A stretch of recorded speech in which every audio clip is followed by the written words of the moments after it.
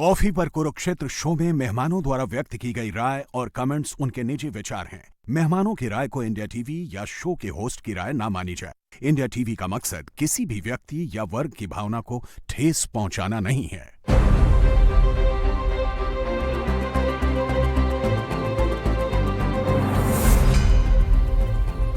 नमस्कार, बहुत स्वागत है आप सभी का कॉफी पर कुरुक्षेत्र में। मैं हूं सौरभ शर्मा, आपके साथ बातें करते हैं खुलकर, वो बताते हैं जो कोई और आपको नहीं बताता। और आज बात होगी नोबेल पीस प्राइज की, जिसको मिला उसकी भी और जिसको नहीं मिला उसकी भी, और क्या मिल जाना चाहिए था ये नोबेल प्राइज जो इतनी शिद्दत से चाह रहे थे उनको। और साथ ही हमारे अपने हिस्से में दुनिया के, भारत के नज़दीक पाकिस्तान और अफगानिस्तान के बीच में जो लड़ाई के आसार बन गए हैं अचानक, ये कैसे हुआ और इसका आगे भविष्य में क्या कोई भारत के लिए भी फॉल आउट हो सकता है, इसकी बात करेंगे। अफगानिस्तान के विदेश मंत्री भारत में हैं और पाकिस्तान ने हमला कर दिया अफगानिस्तान के ऊपर, तो ये सारी बातें होंगी। प्रदीप सिंह जी प्रोग्राम में आ गए। सर, बहुत स्वागत आपका। हमारे साथ वैभव सिंह जी हैं जो पॉलिटिकल एनालिस्ट हैं, बहुत स्वागत वैभव आपका भी। और एनसी विपिंदर जी आज पहली बार प्रोग्राम में आए हैं, एडिटर डिफेंस कैपिटल। सर, बहुत स्वागत आपका भी प्रोग्राम में। सर, दिल के अरमा आंसू में बह गए और ट्रंप नोबल करते रह गए, नोबेल नहीं मिला। धर्मेंद्र ने एक बार फिल्म फेयर अवार्ड में धर्मेंद्र जी ने एक स्पीच दी थी, उनको लाइफ टाइम अचीवमेंट अवार्ड मिला था बहुत सालों के बाद। तो उन्होंने फिर बताना शुरू किया, मैं हर साल सूट सिलाता था, मुझे अवार्ड नहीं मिला, फिर अब जाके मिला। और जब वो बहुत यंग थे, वो सुपरस्टार, जब उनका स्टारडम चल रहा तब नहीं दिया, रिटायरमेंट के बाद दिया उनको। ट्रंप के साथ ऐसा ही होगा क्या? वो कह रहे हैं कि मैंने 8 जंगें रुकवा दी। लोग 30-30 साल में एक जंग नहीं रुकवा पाते, मैंने 8 महीने में 7 जंगें रुकवाई, 8 जंगें रुकवा दी। ओबामा, दर्द सबसे बड़ा ये है कि ओबामा को क्यों दिया? ओबामा को दे दिया, उसको भी तो 9 महीने ही हुए थे राष्ट्रपति बने हुए, और उन्होंने कहा उसने अमेरिका को बर्बाद करने के अलावा कोई काम नहीं किया, तो भी उसको मिल गया, मुझे क्यों नहीं? अब व्हाइट हाउस ने थोड़ी देर पहले ये स्टेटमेंट दिया है कि राष्ट्रपति ट्रंप दुनिया में शांति की पहल करते रहेंगे, जंगें रुकवाते रहेंगे, जानें बचाते रहेंगे। वो दिल से एक ह्यूमैनिटेरियन है और कोई उनके जैसा नहीं है पूरी दुनिया के अंदर। और नोबेल कमेटी ने ये साबित कर दिया कि उन्होंने शांति के ऊपर राजनीति को जगह दी है। तो मतलब विलेन नया नोबेल कमेटी है, वो कोई उनके ऊपर ना सैंक्शन लगा दे, नॉर्वे के ऊपर, बेचारों के ऊपर, उनके ऊपर लगाए ना लगाए। लेकिन आप देखिए, जले पर नमक ये छिड़का है कि वेनेजुएला को गया है, वेनेजुएला जिस पर हमले की तैयारी कर रहे हैं, जिसमें सैंक्शन लगा रखा है। आप देखिए, ऑयल की दृष्टि से सबसे अमीर देशों में होना चाहिए था जिसको, वो कंगाली की हालत में। वेनेजुएला की विपक्ष की नेता मारिया कोरिना मचारो, उनको मिला है, उनको मिला है। तो ये और जो है ट्रंप के लिए बुरी बात है। क्यों ये ऑब्सेशन था मुझे समझ में नहीं आया। आप पाकिस्तान जैसे देश से एंडोर्समेंट ले रहे हैं जो टेरर के लिए पूरी दुनिया में जाना जाता है, उससे आप एंडोर्समेंट ले रहे हैं और आप उम्मीद करते हैं कि आपको शांति का नोबेल पुरस्कार मिले। तो ये तो मेरे हिसाब से तो मतलब ये सोचना ही गलत था। सर, मैं 8 की तो बात नहीं करता, 6 छोड़ दें, लेकिन ये बात तो ठीक है, गाजा में तो आदमी कोशिश तो कर ही रहा है और पहला कदम बढ़ भी गया है आगे। और इसका पुतिन से भी मिले यूक्रेन के युद्ध रुकवाने के लिए। पक्ष भी देखिए कि जो कुछ हो रहा है गाजा में, इजराइल जो कर रहा है वो अमेरिका के समर्थन से कर रहा है।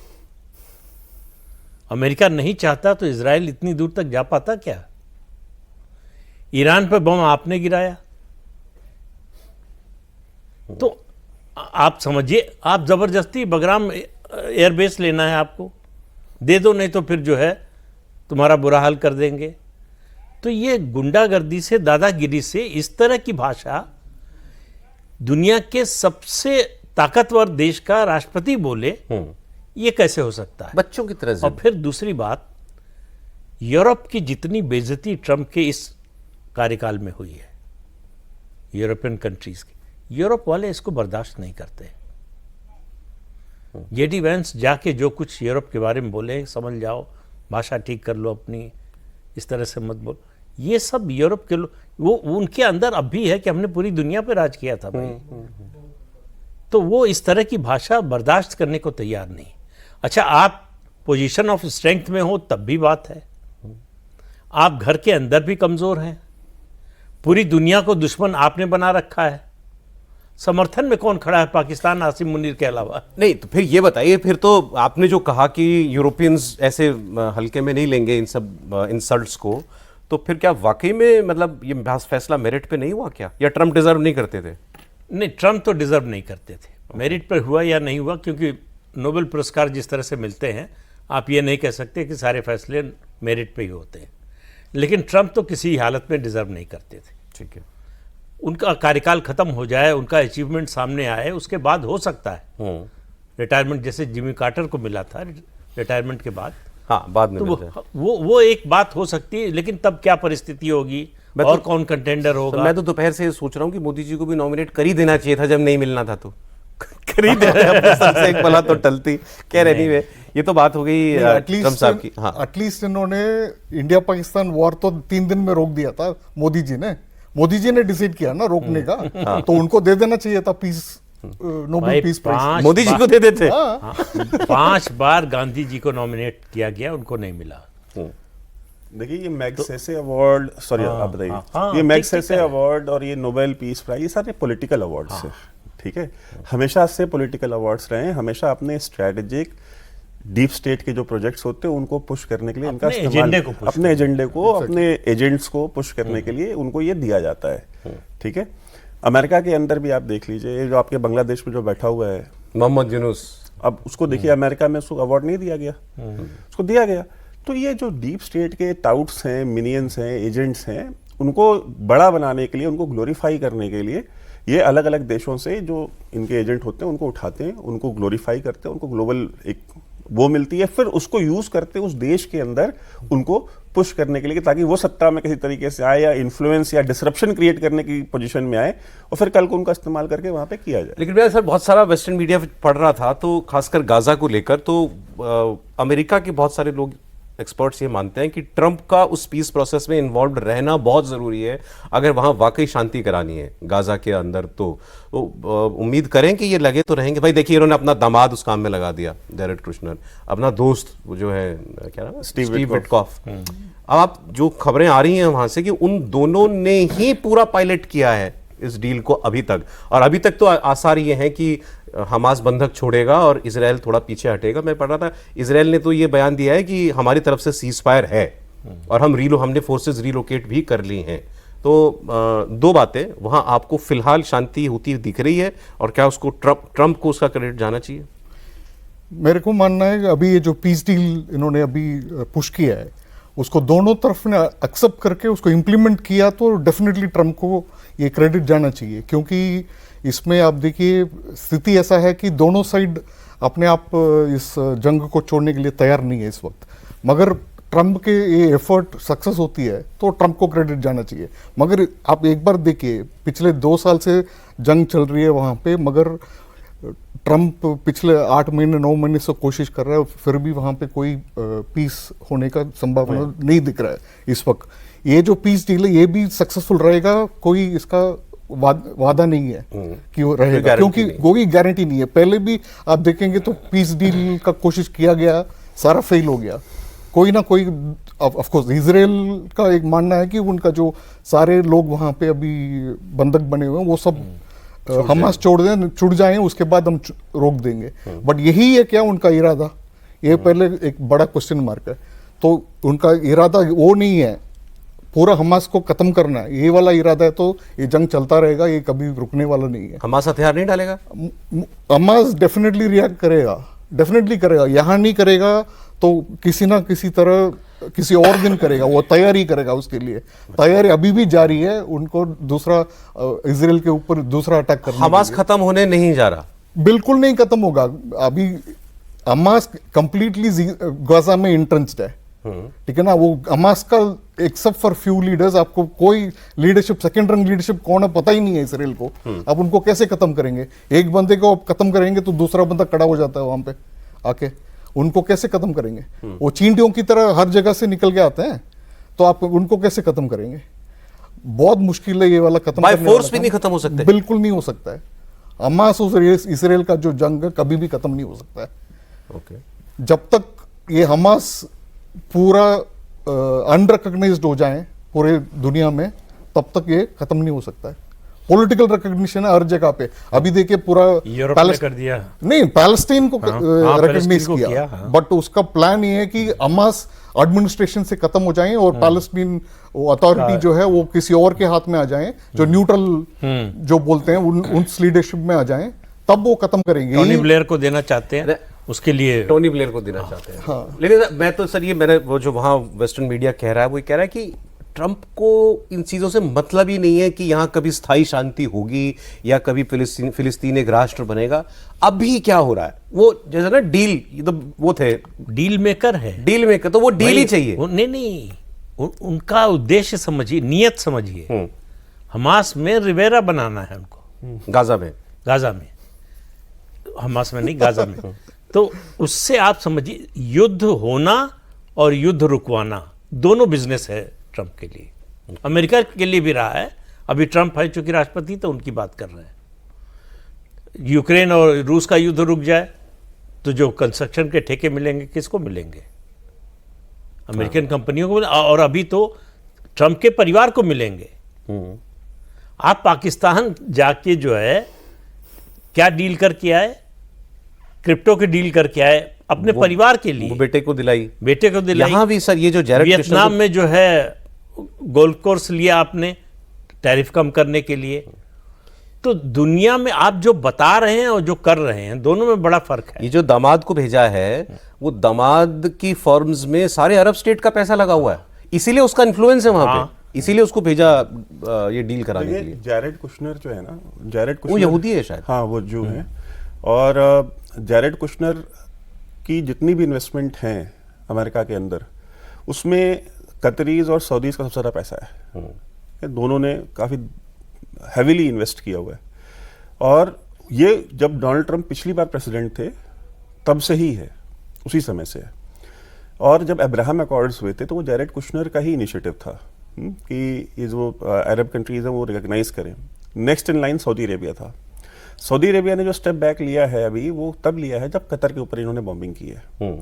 तो सऊदी अरब को ये रियलाइज हुआ है कि यार ये तो मतलब अगर कतर जहाँ सबसे बड़ा बेस है अमेरिकन का, सबसे 20,000 मरीन्स बैठे हैं, वहाँ पे अगर ये घुस करके मार रहे हैं तो फिर हमारी सिक्योरिटी गारंटी क्या है?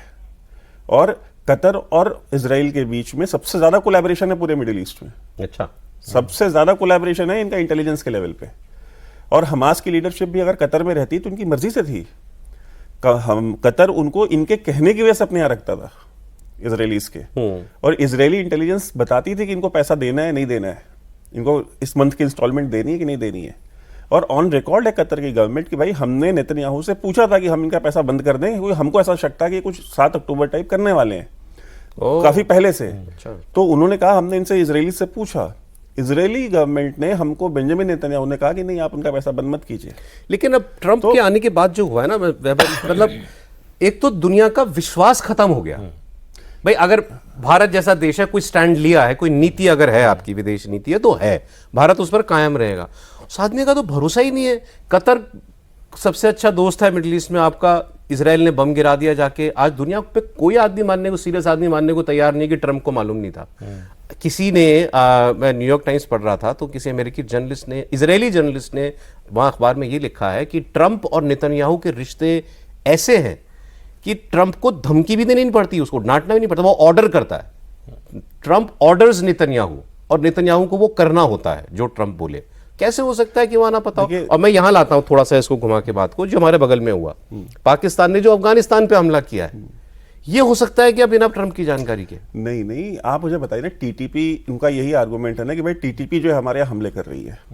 तो टीटीपी क्या कराची में नहीं कर रही? टीटीपी क्या साउथ पंजाब में नहीं कर रही? टीटीपी क्या भाई लोअर दीर, अपर दीर, फाटा, वजीरिस्तान छोड़ दीजिए आप, वो तो साउथ पंजाब में उन्होंने पूरा पुलिस स्टेशन किडनैप कर ले गए थे वो, ठीक है, जो सराइकी एरिया है। ये सब वहां पिछले 2 साल से चल रहा है, आज तक क्यों नहीं किया था?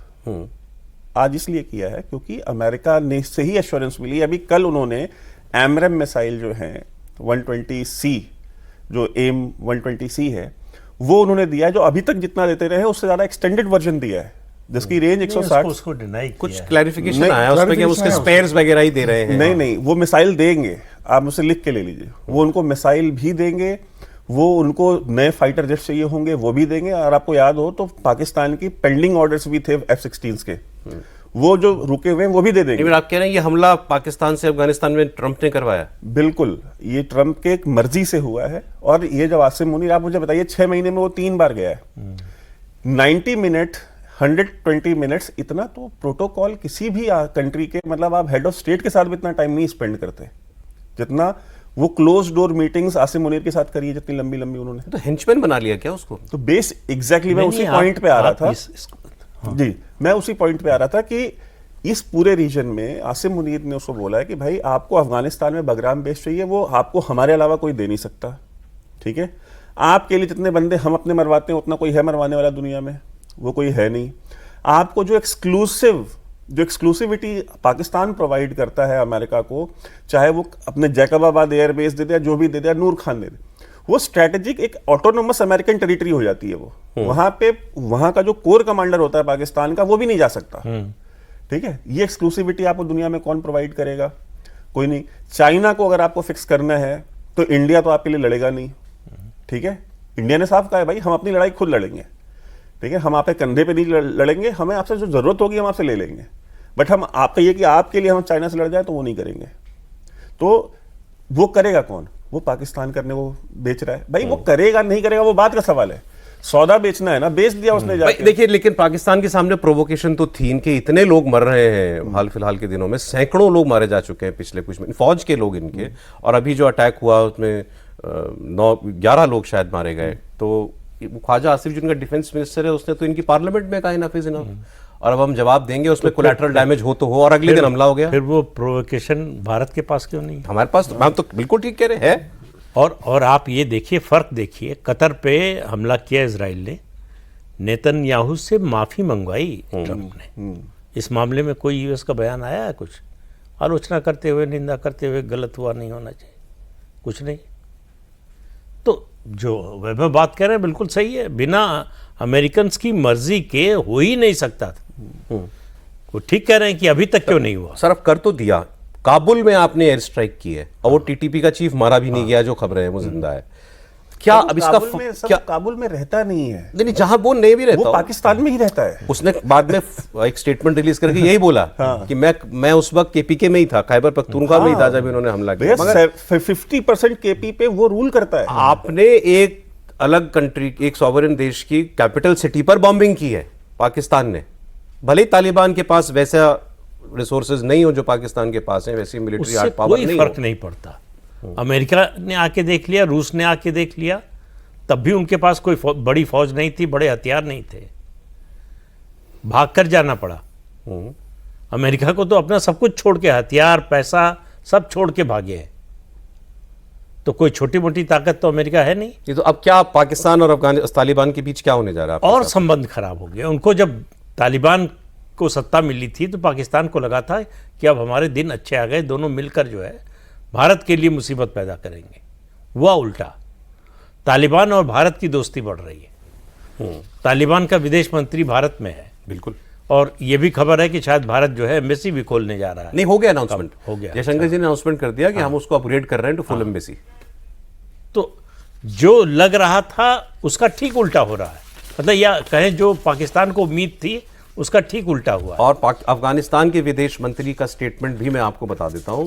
उन्होंने स्टेटमेंट दिया है कि हम अफगानिस्तान की धरती का किसी और देश के खिलाफ इस्तेमाल नहीं होने देंगे। उन्होंने तारीफ करते हुए कहा कि हमारे यहाँ अभी भूकंप आया तो इंडिया फर्स्ट रिस्पॉन्डर था, और वो तो दोस्ती की ही बात कर रहे हैं यहाँ पर आके। लेकिन लोग कह रहे हैं सर कि उन तालिबान का विदेश मंत्री भारत में हो और तब काबुल पे हमला पाकिस्तान करे, तो ये भारत को भी एक मैसेज है। आप मानते हैं इस बात को? मैं इस बात को बिल्कुल मानता हूँ, for the simple reason that वो अफगानिस्तान भारत के लिए एक बहुत बड़ा इम्पोर्टेंट देश है, क्योंकि हमें एक स्ट्रैटेजिक डेप्थ मिलता है अफगानिस्तान के साथ। हम जब रिलेशनशिप रखते हैं और पाकिस्तान को प्रेशर बढ़ता है उससे, तो इसी वजह से मुझे लगता है ये जो अफगानिस्तान के ऊपर जो अभी हमला हुआ है वो बिल्कुल इसीलिए हुआ है, और एक मैसेज भी है भारत के लिए कि आप इनके साथ इतना ताल्लुक मत रखो। But the point is, Afghanistan के साथ जो हमारा संबंध है वो आज की डेट की संबंध नहीं है, तालिबान होने के बाद अभी एम्बेसी बनने की बात नहीं है। हम तो हजारों साल से हमारा संबंध है अफगानिस्तान के साथ, और तालिबान रहें ना रहें, सिविलियन गवर्नमेंट रहें, जो भी रहें, हम अफगानिस्तान लोगों के लिए तो हमने बहुत कुछ डेवलपमेंट प्रोजेक्ट्स वगैरह हमने किया है, रोड बनाया, उनका पार्लियामेंट बिल्डिंग बनाया, हॉस्पिटल बनाया, अब डैम कंस्ट्रक्ट किया, सब कुछ हमने किया वहाँ पे। हजारों बिलियन हमने वहां पे खर्च किया अभी, तो इसलिए वो संबंध बिल्कुल पाकिस्तान के लिए मुसीबत है। लेकिन जब भारत और अफगानिस्तान का रिलेशन हमारा अफगानिस्तान में हमारा रोल ज्यादातर कैपेसिटी बिल्डिंग का, इंफ्रास्ट्रक्चर बिल्डिंग का, पॉजिटिव ऐसा इस सेंस में मेडिकल असिस्टेंस ये रहा है। Correct. इसको आप यहां से बढ़कर, क्या तालिबान और भारत सरकार के रिश्ते ऐसे भी हो सकते हैं कि कभी आप उसको अपना एलाय या स्ट्रेटेजिक पार्टनर ऐसा कुछ कह सकें? बिल्कुल बनने वाला है वो, होगा, डेफिनेटली होगा। तालिबान रहे ना रहे, सिविलियन गवर्नमेंट रहे ना रहे, अफगानिस्तान के साथ हमारा स्ट्रेटेजिक रिलेशनशिप डेफिनेटली डेवलप होगा, क्योंकि भारत का जो नीति है अफगानिस्तान की ओर वो ऑलवेज पॉजिटिव रहा है। कभी हमने किसी को क्रिटिसाइज नहीं किया है उनको। उसका मेन कारण ये है कि वो स्ट्रेटेजिक डेप्थ है और स्ट्रेटेजिक अलाई है। वो अनाउंस करें ना करें, बिल्कुल स्ट्रेटेजिक अलाई है वो। नहीं, वो इतने पक्के दुश्मन है कि भारत उसमें कोई रोल प्ले कर सकता है?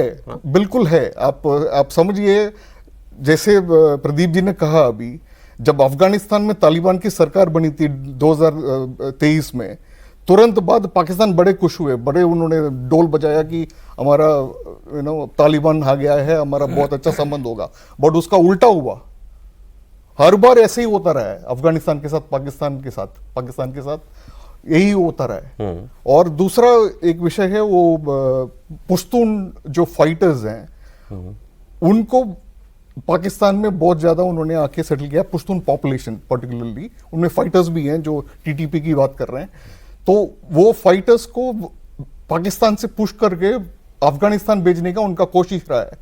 Soon after this Afghan Taliban government came in, but वो एक्चुअली उल्टा पड़ा उससे। लाखों अफगानी रहते हैं वहां पश्तून पाकिस्तान में, उनको काफी को डिपोर्ट भी किया। और देखिए वो एक अलग बेवकूफ़ी उन्होंने की।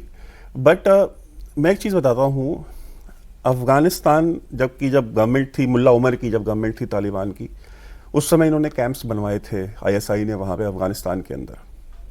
उसके बाद क्या हुआ, जब अमेरिकन वॉर ऑन टेरर शुरू हुई तो पाकिस्तान ने और सऊदी अरेबिया ने रिकॉग्नाइज किया था तालिबान गवर्नमेंट को। पाकिस्तान में जो एम्बेसडर थे अफगान तालिबान के, मुल्ला मोहम्मद ज़ईफ, उनको उठा करके इन्होंने अमेरिकन को दे दिया था। अच्छा, ठीक है, एक देश के एम्बेसडर को जिसको आप रिकॉग्नाइज करते हो, उसके एम्बेसडर को उठा करके अमेरिकन को पकड़ा दिया। उन्होंने किताब लिखी है माई लाइफ विद तालिबान, वो किताब पढ़ने लायक है। उसमें उन्होंने कहा है कि ये पाकिस्तानी जो है, इनके मुंह में 2 जुबानें हैं, ठीक है, और ये बैल से दूध निकाल सकते हैं। ये उसने लिखा है उस किताब में कि ये बैल से दूध निकाल सकते हैं। कहते हैं मुझे 4 साल तक सूरज की रोशनी नहीं देखने दी इन्होंने। काल कोठरी जो कहते हैं, लिटरल काल कोठरी में रखा उसको टॉर्चर किया उसने। उसके बाद लिखी है, उसके बाद अमेरिकन को वहां पे अपने यहाँ स्पेस दी। तो वो मुल्ला उमर की जो तालिबान की अंडरस्टैंडिंग थी पाकिस्तान को लेकर के, वो इस तालिबान की नहीं है। इस तालिबान ने देखा है कि ये कितने दोगले हैं। तो वो कभी वो टीटीपी को, आप मुझे बताइए इनका आर्गुमेंट क्या है, कहते हैं कि भाई टीटीपी के खिलाफ एक्शन लें। कैसे एक्शन लें? जब अफगान तालिबान काबुल से भाग रही थी तो पहली सुसाइड बॉम्बिंग जो पाकिस्तान अमेरिकन के ऊपर की थी वो टीटीपी ने की थी। तो तालिबान के लिए, ठीक है। तो उन्होंने तो सैकड़ों सुसाइड बॉम्बिंग, उनके तो भाई बंधु ही हुए ना ये भाई, वो ये सेम कबीले के लोग, सेम खून के लोग, सेम एथनिसिटी के लोग हैं। तो वो कहते हैं कि भाई हम इनके खिलाफ क्या कार्रवाई करें, मार दें? तो भाई वो तो नहीं कर सकते। और अगर ये टीटीपी को अपने यहाँ शरण नहीं देंगे, प्रोटेक्शन नहीं प्रोवाइड करेंगे, तो बेगैरत कहे जाएंगे। और बेगैरत से बड़ी कोई गाली नहीं है पश्तून के लिए, ठीक है। और बदल का जो कॉन्सेप्ट है ना, वो पश्तून वली में सबसे इंपॉर्टेंट कॉन्सेप्ट है। उससे ज़्यादा बड़ी चीज़ क्यों नहीं? तुम हमारा मेहमान मारेगी, हम तुम्हारा मेहमान मारेगी। ये कॉन्सेप्ट है बदल का पश्तून वली में। आपने अमेरिकन को हमारे खिलाफ इस्तेमाल होने दिया है, तो टीटीपी अगर आपके खिलाफ कर रही है तो हम आप कह रहे हैं सेटल है कि टीटीपी, तालिबान सरकार अफगानिस्तान की टीटीपी को नहीं कर सकते। कुछ नहीं कहने जा रही। नूर वली महसूद ने अखुनज़ादा के हाथ पे बैत की है। अब मेरा सवाल ये है, दो जो मैं पहले बात कर रहा था, एक इंडिया और तालिबान कितनी दूर चल सकते हैं एक साथ, और दूसरा वो ये कि ये मतलब पाकिस्तान तो फिर, लेकिन उसको ये तो मालूम ही है कि भाई मेरी मिलिट्री ताकत तो इससे ज़्यादा है ही। वो पहले भी एयर स्ट्राइक कर चुका है, अभी भी एयर स्ट्राइक किया। वो तालिबान सरकार ये सहती रहेगी वहाँ की? तालिबान सरकार ने, बल्कि कहें अफगानिस्तान ने क्या क्या नहीं सहा है। आप पिछले कुछ दशक में देखिए, पाकिस्तान की आर्मी जितनी भी मजबूत हो, अमेरिका और सोवियत संघ की आर्मी से ज़्यादा मजबूत थोड़े है। तो लड़ना तो उनके खून में है, और अपनी प्रतिष्ठा के लिए, अपने सम्मान के लिए लड़ना उनके लिए और गौरव की बात है। भारत से दोस्ती हो रही है, ये दोनों के फायदे में है। जो अभी आपने कहा कि जो है हमको स्ट्रेटजिक डेप्थ मिलती है, हम कब से कोशिश कर रहे हैं कि अफगानिस्तान से हमारा रिश्ता सुधरे, पाकिस्तान का रोल वहाँ कम हो, और अब हमको बिल्कुल एक वो अपॉर्चुनिटी जो है सामने दिखाई दे रही है। सर गले नहीं उतरती बात भारत और तालिबान एक साथ, एक छोटा मतलब वो सा- फोटो ही नहीं जचती। नहीं, एक छोटा सा वो point। भले न जचती आज हो। जयशंकर जी खड़े थे वो मुतक्की साहब के बगल मैं में। एक विषय बिल्कुल मैं बता देता हूं। आप देखिए, कभी भी तालिबान और पाकिस्तान के साथ कोई ट्रस्ट है ही नहीं, कभी रहा ही नहीं। अब 2001 ट्विन टावर अटैक्स के बाद क्या हुआ था, वॉर ऑन टेरर जब अनाउंस हुआ बुश सरकार के समय, तो पाकिस्तान ने पूरा अमेरिकन ट्रूप्स को वहां पे उतरने दिया और अफगानिस्तान के खिलाफ फाइटिंग करने दिया, है ना। वो लड़ाई पाकिस्तान ने चलाया वो एक्चुअली। लेकिन मुल्ला उमर को भी तो उन्होंने छुपा के रखा हुआ नहीं, था। नहीं, देखिए एक चीज ये समझिए ओसामा कि bin Kabul, Laden. Osama bin Laden. देखिए इंडिया के अंदर ना एक बहुत, आपका जो सवाल था ना उसमें एक पॉइंट बस ऐड कर रहा हूँ प्रदीप जी के जवाब में। इंडिया में कोई भी राजा हो, कोई भी रूल कर रहा हो, इंडिया की जो स्ट्रेटेजिक थिंकिंग है वो इस बात पे बेस्ड करती है कि जब तक काबुल को कंट्रोल नहीं करेंगे हमारी नेट सिक्योरिटी गारंटी नहीं हो सकती। क्यों? काबुल तो बहुत दूर है। अरे आपके यहाँ पे पिछले 1000 साल में 1500 साल में जितने भी थ्रेट्स आए हैं, जो भी हमले हुए हैं, वो कहाँ से आए हैं? हिस्टोरिकली आप कह रहे हैं तो महाराजा रंजीत सिंह ने काबुल पे कब्जा क्यों किया था? ठीक है, जब मराठास निकले तो वो पेशावर तक क्यों गए? क्योंकि उनको पता था कि थ्रेट आता ही इधर से है। तो काबुल पे अगर आप कंट्रोल नहीं है तो आप इंडिया की सिक्योरिटी गारंटी नहीं कर सकते। काबुल दोस्त होना जरूरी है। बहुत जरूरी है। That is what I meant by और स्ट्रेटजी। इसके लिए कितने समय से हम कोशिश कर रहे हैं, हर तरह की कोशिश, कितनी आलोचना हुई कि तालिबान से आप कैसे संबंध बना सकते हैं, कैसे दोस्ती कर सकते हैं। वो उनका इंटरनल मैटर है, वो हाँ, अपनी औरतों को कैसे हाँ, रखते हैं, हमारा क्या लेना देना उससे। जब पाकिस्तान के डिक्टेटर से हम बात कर सकते हैं जो मालूम है कि दुश्मन ही रहेगा, तो अगर तालिबान दोस्ती का हाथ बढ़ा रहा है तो हम क्यों उसको इनकार करेंगे? आपको लगता है वो दोस्ती का हाथ बढ़ा रहा है? वो तो चीन भी बिल्कुल गया था। उसको नहीं यही आदमी चीन भी होके नहीं, आया नहीं, है। ऐसा है कि ये इस तरह से इंटरनेशनल डिप्लोमेसी चलती नहीं ना कि इनके साथ हैं तो इनके खिलाफ हैं। राइट। हमारा इंटरेस्ट कहाँ है? जहाँ जहाँ इंटरेस्ट होगा हमारा वहाँ आज हमारा चीन से हमारी दुश्मनी है, लेकिन आज चीन की ज़रूरत है हमें, चीन को हमारी ज़रूरत है, तो दोस्ती हो रही है। और ये परमानेंट दोस्ती नहीं होगी, कम से कम चीन के बारे में तो कहा जा सकता है चीन धोखा देगा, ये तय बात है, ये भारत को अच्छी तरह से पता है, लेकिन अभी हमें ज़रूरत है उसकी, तो इसलिए वो हमारा इस्तेमाल कर रहा है, हम उसका इस्तेमाल कर रहे हैं। जैसे पाकिस्तान को आप देखें इस वक्त कितने बुरे हाल में है। टीटीपी मार रहा है इनको खैबर पख्तूनख्वा में, बलोच मार रहे हैं बलूचिस्तान के अंदर। ये टेरिटरी मेरे ख्याल से 60% तो ये हो ही जाती है। देख लेंगे सौरभ जी, इसमें ना एक समझिए, टीटीपी सिर्फ इनको खैबर पख्तूनख्वा में नहीं मार रही है, सब जगह। हर जगह पे। हाँ। वो पाकिस्तान के अंदर मार रही है। वो कराची में भी मार रही है, वो पाकिस्तान में फैसल मॉस्क के सामने टीटीपी वाला बंदा खड़ा होकर के फोटो खिंचा रहा है मीनारे पाकिस्तान के सामने। आप क्या बात करते हैं? सब जगह है मतलब वो। तो टीटीपी बलोच पीओके में अभी अनरेस्ट हुआ, इतना 12-15 लोग मारे गए वहां पर। ये इजराइल का गाजा के मसले पर प्रोटेस्ट चल रही है, उसमें लोग मारे जा रहे हैं, गोली चल रही है कि पाकिस्तान ने क्यों पीस डील पर हामी कर दी। नहीं, पाकिस्तान की गवर्नमेंट को वार्निंग दी है जमीयत उलमा इस्लाम, फजलुर रहमान वाला जो ग्रुप है उन्होंने, और ये टीटीपी ने, इन्होंने वार्निंग दी है कि भाई अगर आप इस रास्ते पे गए तो फिर देन पूरा दमादम everybody is a target then. इधर से इंडिया, उधर से अफगानिस्तान, और बीच में ये सब कुछ, और समझिए पूरा बिल्कुल वोल्केनो की तरह है इस वक्त। देखिए पाकिस्तान की जो आर्मी है, आईएसपीआर है, वो पाकिस्तानी मीडिया को पिछले एक हफ्ते से इसी बात पे मैनेज कर रही है कि वो ये बेचो कि हम साइन कर रहे हैं, क्यों कर रहे हैं कि यार सबसे पहले जो 65,000 बंदा मरा है गाजा में, पहले इनकी किलिंग तो रुके। ठीक है, इससे हमारे यही बोल रहे हैं। ठीक है, तो यही इस ये चूरन बेच करके उसको पुश करना चाह रहे हैं। लेकिन पाकिस्तान का ट्रैक रिकॉर्ड है क्या मिडिल ईस्ट में, वेस्ट एशिया में, फिलिस्तीन में, जॉर्डन में? ब्रिगेडियर जियाउल हक का क्या रिकॉर्ड है? 25,000 फिलिस्तीनी मारे। ठीक है, ये जब जाएंगे वहां ट्रम्प भाव दे रहे हैं उनको, तो दे रहे हैं, इसलिए वो नहीं, तो ठीक है ना भाई। देखिए मुसलमान को मारे तो वो ज्यादा ठीक है ना, यहूदी मार रहा है तो तकलीफ हो रही है। ठीक है, जब पाकिस्तानी पंजाबी सुन्नी मुसलमान जाके मारेगा, क्योंकि ये जाके उन्हीं को मारेंगे ना, इसराइल पे तो हमला नहीं कर सकते। इसराइल से तो ये दोस्ती करना चाह रहे हैं पिछले 20 साल से। मुशर्रफ क्या जो वो कसूरी जो उनका फॉरेन मिनिस्टर था, उसने किताब लिखी नीदर डॉग हॉक और नॉर अ डव, उसमें उसने लिखा नहीं कि मुशर्रफ ने मुझे भेजा इजरायलीज के साथ बात करने के लिए वहां इस्तांबुल एयरपोर्ट पे, और हम उनसे चाहते तो जनरल बाजवा हामिद मीर ने बोला है कैपिटल टॉक में बैठ करके जियो न्यूज पे कि हमको जनरल बाजवा बुला बुला के कहते थे कि हम इजराइल के साथ दोस्ती करना चाहते हैं, आप लोग इजराइल के खिलाफ मीडिया में क्यों बोलते हैं। अच्छा, ये अंदर खाने दोस्ती करना चाहते हैं सर। ये हामिद मीर ने ऑन रिकॉर्ड बोला है कि जनरल बाजवा हमको बुला के डांटता था। सर अब एक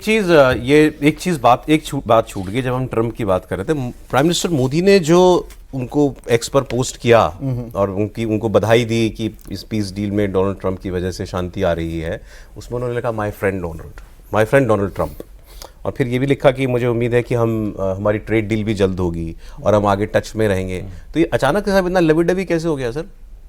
नहीं, ट्रम्प और मोदी की दोस्ती तो काफी सालों से, जब से वो प्रेसिडेंट थे तब से है। ये तो बीच में तो फोन भी नहीं उठ रहे थे। नहीं, फोन भी नहीं उठ रहे थे, तो उस समय सिचुएशन यही था। बट भारत ने कभी ट्रम्प के खिलाफ कोई भी बात नहीं कहे।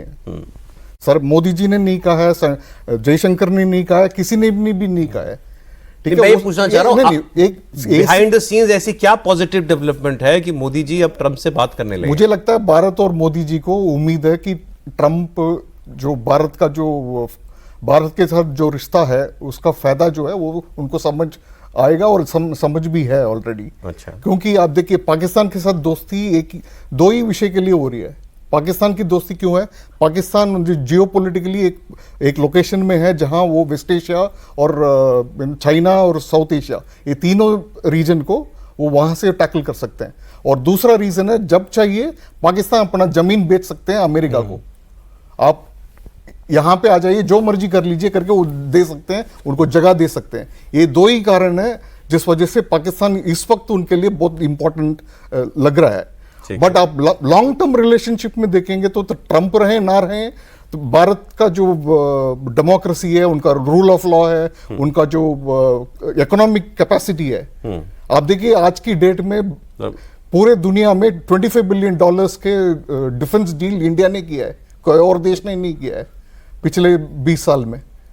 ठीक है, जो लंबा इकोनॉमिक रिलेशनशिप हम रख सकते हैं, और चाइना को कंटेन करने के लिए इतनी समझ आप करें ट्रम्प को भी है, ट्रम्प को भी है हिंदुस्तान के साथ। देखिए, इन जो पिछले दिनों घटनाएं हुई हैं, ऑपरेशन सिंदूर पे 40 बार उससे ज्यादा ही बोले कि हमने रुकवाया, मोदी टच से मस नहीं हुए, कोई कंसेशन नहीं दिया, कंसेशन भी नहीं दिया, कुछ खिलाफ नहीं बोला भी नहीं। टैरिफ वॉर पर देखा कि जो है पूरी दुनिया झुक गई हमारे सामने आके, पूरा यूरोप आके झुक गया, जापान झुक गया, केवल ब्राजील और भारत खड़े रहे। और भारत की ताकत ट्रम्प को पता है, तो ये समझ में आ रहा होगा, उनके सलाहकार भी बता रहे हैं, उनके यहाँ इकोनॉमिस्ट और जितने स्ट्रेटजिक अफेयर्स एक्सपर्ट हैं सब कह रहे हैं कि गलती कर रहे हैं ट्रम्प भारत से दुश्मनी करके, या भारत से दोस्ती में जो है वो इस तरह का व्यवहार करके। भारत जेपी मॉर्गन जो अमेरिका का सबसे बड़ा बैंक है, उसके सीईओ का बयान कल आया है, जाकर के आप बीबीसी पे देखिए। उन्होंने कहा है कि ये ट्रेड डील होना बहुत ज़रूरी है, और ये ट्रेड डील मुझे भरोसा है कि बहुत जल्द हो जाएगी। कि मैं अभी इंडिया गया था, मैं इंडिया से आ रहा हूँ, मैं यहाँ पे व्हाइट हाउस के ऑफिशियल से बात की है, ये अमेरिका का सबसे बड़ा बैंक है जेपी मॉर्गन, उसका सीईओ कह रहे हैं। तो मेरा सवाल ये है, हमें ट्रम्प के रवैये में क्या परिवर्तन दिख रहा है जो मोदी जी ने थोड़ा इतना रेसिप्रोकेट करना शुरू किया, फोन पे भी बात कर रहे हैं, दोस्त भी कह रहे हैं? देखिए, बहुत कुछ तो पीछे से भी होता रहता है ना। हाँ, मैं वही जो सामने बयान में आ रहा है वही नहीं होता है। तो मतलब जो बात पहले कही गई, भारत सरकार की ओर से कही गई कि हमारी बातचीत हो रही है, चाहे ट्रेड डील हो या कुछ और हो, उस पर हमारी बातचीत हो रही है। जब डेलीगेशन लौट के आया, पीयूष गोयल लौट के आए, तो उन्होंने कहा हमारी बातचीत हो रही है। भारत ने कभी ये नहीं कहा कि हमारी अमेरिका के साथ ट्रेड डील नहीं होगी। और अभी तो आज खबर आई, वो भी आ रहे हैं ना, सर्जियो गौर जो इंडिया के एम्बेसडर उन्होंने नियुक्त किए हैं, चार्ज नहीं लिया है, कल आ गए हैं, भारत आ गए हैं, और आ चुके हैं ऑलरेडी, कल आ गए, कल पहुंच गए हैं भारत, और 1 हफ्ते के लिए रहेंगे और वापस जाके फिर परमानेंटली। क्या दिन है साहब, भारत में एक साथ अमेरिका का राजदूत और अफगानिस्तान का विदेश, तालिबान का विदेश मंत्री, सब। तो भारत किस से देखिए आप बातें कर रहा है, भारत की ताकत, यही ताकत है। हाँ, अब ये मैं बोलने मतलब अगला एक हफ्ता या ये वीकेंड में बहुत सारी खबरें निकल के आनी चाहिए। एक चीज और पॉइंट कि ईरान का प्रोजेक्ट अनफिनिश्ड है, उसके खिलाफ भी एयरबेस पाकिस्तान ही देगा। अमेरिका को। नहीं, वही- चलिए देखिए यही आगे बात क्या कर होता रहा है। बहुत शुक्रिया विपिन जी, आप पहली बार प्रोग्राम में आए, थैंक यू सो मच। वैभव जी बहुत शुक्रिया आपका, सर बहुत धन्यवाद आपका भी। आप देख रहे थे कॉफी पर कुरुक्षेत्र।